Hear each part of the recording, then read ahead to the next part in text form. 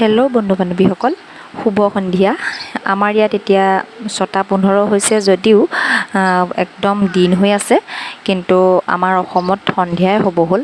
সন্ধিয়া টাইমেই হ'ল আৰু এতিয়া সন্ধিয়া ভাগিলে। গতিকে ব'লকচোন সন্ধিয়া টাইমত এটা গানেৰে গুণগুণাওঁ।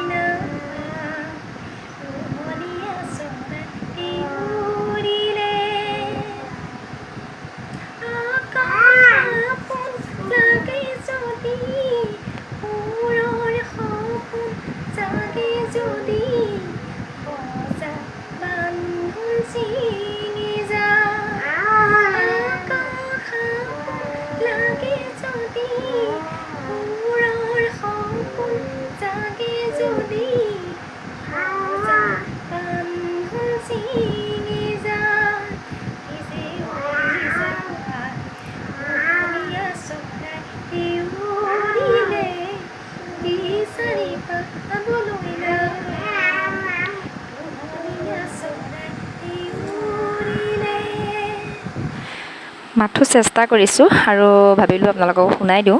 কেনেকুৱা পালে জনাব। মই সাধাৰণতে এনেই গুণগুণাই থাকি ভাল পাওঁ, আৰু গতিকে মই আপোনালোকক শুনাই দিছোঁ। জনাবচোন দেই কেনেকুৱানো লাগিলে।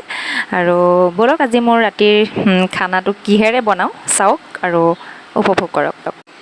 এয়া ৰাতিৰ সাজৰ পৰা প্ৰস্তুত কৰিছোঁ ডিম আৰু আলু বিলাহী এনেদৰে সিজাই মেলি ধুনীয়াকৈ আলু বিলাহী ডিম সিজাই মেলি ধুনীয়াকৈ ৰেডি কৰিছোঁ। আৰু এইফালে আদা আৰু পিঁয়াজৰ পেষ্ট এইটো খুন্দি লৈছোঁ, আৰু লগতে জলকীয়া দুটা। এয়া কেৰাহী গৰম হোৱাৰ লগে লগে মই দিলোঁ আজি ঘি, তেলত নাই দিয়া, ঘিত বনাইছোঁ।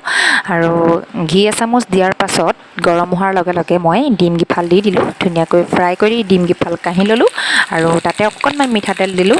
আৰু মিঠাতেল দিয়াৰ পাছত যিখিনি আদা আৰু পিঁয়াজৰ পেষ্ট আছিল সেইখিনি মই দি দিলোঁ। এনেদৰে ফেন আহিছে, আৰু তাৰ পাছতে দি দিলোঁ মই আলুখিনি ধুনীয়াকৈ ঢাকি দিয়াৰ পাছতে আকৌ মিহলাই দিলোঁ বিলাহীখিনি, আৰু ধুনীয়াকৈ সিজি থোৱাই আছিলে বস্তুটো, ধুনীয়াকৈ সিজাই গলি গ'ল আৰু বস্তু দুয়োটা মিক্স হৈ। তাতে দি দিলোঁ মই ডিম কেইফাল, আৰু প্ৰয়োজন অনুসৰি পানী দিলোঁ। মই এগিলাচ দিছোঁ, আৰু পানী দিয়াৰ পিছতে গৰম মছলা দি দিলোঁ, আৰু অকণমান দেৰি উতলিবলৈ দিলোঁ ধুনীয়াকৈ। আৰু উতলাৰ পিছতে একেবাৰে শেষত হোৱাৰ সময়ত মই নৰসিংহ পাত দুটামান ছটিয়াই দিলোঁ, আৰু ৰেডি মোৰ ডিমৰ তৰকাৰী।